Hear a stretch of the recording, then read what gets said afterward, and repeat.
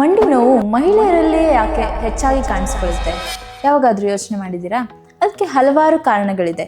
ಪುರುಷರಿಗೆ ಬಂದಂಥ ಮಂಡಿ ನೋವು ಯಾವ ಏಜಲ್ಲಿ ಬರುತ್ತೆ, ಮಹಿಳೆಯರಿಗೆ ಯಾಕೆ ಬೇಗ ಬರುತ್ತೆ, ಇದಕ್ಕೆ ಕಾರಣಗಳನ್ನು ತಿಳಿದುಕೊಳ್ಳೋಣ ಬನ್ನಿ. ಒಂದನೇದಾಗಿ, ಮಹಿಳೆಯರಲ್ಲಿ ಹೊಟ್ಟೆ ಕೆಳಗಿನ ಭಾಗ, ಪೆಲ್ವಿಸ್ ಅಂತ ಹೇಳ್ತೀವಲ್ಲ, ಇದು ಅಗಲವಾಗಿರುತ್ತೆ ಪುರುಷರಿಗಿಂತ. ಅದರಿಂದ ಕ್ಯೂ ಆ್ಯಂಗಲ್ ಜಾಸ್ತಿಯಾಗಿ ಮಂಡಿಗೆ ಸ್ಟ್ರೇನ್ ಜಾಸ್ತಿ ಬೀಳುತ್ತೆ. ಎರಡನೇದಾಗಿ, ಅವರು ಹೈ ಹೀಲ್ಸ್ ಹಾಕೊಳ್ಳೋದ್ರಿಂದ ಮುಂದ್ಗಡೆ ಮಂಡಿಗೆ ಸ್ಟ್ರೇನ್ ಆಗುತ್ತೆ. ಮೂರನೇದಾಗಿ, ಲೈಫ್ ಸ್ಟೈಲ್ ಚೇಂಜಸ್ ಅಂತ ಹೇಳ್ತೀವಿ. ಅಂದರೆ ಈಗ ಮಹಿಳೆಯರು ಬರೀ ಮನೆ ಕೆಲಸ ಮಾಡ್ತಾರೆ ಹೊರತು ಮಂಡಿಯನ್ನು ಸ್ಟ್ರೆಂಥನ್ ಮಾಡ್ಕೊಳ್ಳೋಕ್ಕೆ ಅಂತ ಯಾವುದೇ ವ್ಯಾಯಾಮವನ್ನು ಮಾಡಲ್ಲ. ಆವಾಗ ಮಂಡಿ ಸುತ್ತ ಇರೋ ಮಾಂಸಖಂಡ ಏನಾಗುತ್ತೆ, ವೀಕ್ ಆಗೋಗುತ್ತೆ.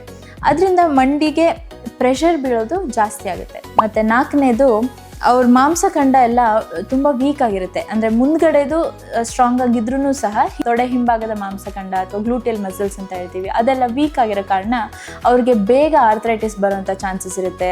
ಮತ್ತು ACL ಅಥವಾ ಲಿಗಮೆಂಟ್ ಟೇರ್ ಆಗೋ ಚಾನ್ಸಸ್ ಇರುತ್ತೆ. ಮತ್ತು ಮುಂದ್ಗಡೆ ಪಟೆಲೋಫಿಮರಲ್ ಸಿಂಡ್ರೋಮ್ ಅಂತ ಹೇಳ್ತೀವಿ, ಅಂಥದ್ದು ಕಂಡೀಷನ್ ಜಾಸ್ತಿ ಆಗೋ ಚಾನ್ಸಸ್ ಇರುತ್ತೆ. ಇನ್ನೊಂದು ಐದನೇದಾಗಿ, ಹಾರ್ಮೋನಲ್ ಇಂಬ್ಯಾಲೆನ್ಸ್. ಈಗ ಈಸ್ಟ್ರೋಜನ್ ಅನ್ನೋ ಹಾರ್ಮೋನು ಮಹಿಳೆಯರಲ್ಲಿ ಜಾಸ್ತಿ ಇರುತ್ತೆ ಪುರುಷರಿಗಿಂತ. ಅದರಿಂದ ಏನಾಗುತ್ತೆ, ಲಿಗಮೆಂಟಲ್ ಲ್ಯಾಕ್ಸಿಟಿ ಅಂತ ಹೇಳ್ತೀವಿ. ಎರಡು ಮೂಳೆ ಮಧ್ಯ ಕನೆಕ್ಟ್ ಮಾಡುವಂಥ ಟಿಶ್ಯೂ ಲೂಸ್ ಆಗಿರುತ್ತೆ. ಹೀಗೆ ಹಲವಾರು ಕಾರಣಗಳಿಂದ ಮಹಿಳೆಯರಲ್ಲಿ ಪುರುಷರಿಗಿಂತ ಬೇಗ ಮತ್ತು ಜಾಸ್ತಿಯಾಗಿ ಮಂಡಿ ನೋವು ಕಾಣಿಸ್ಕೊಳುತ್ತೆ.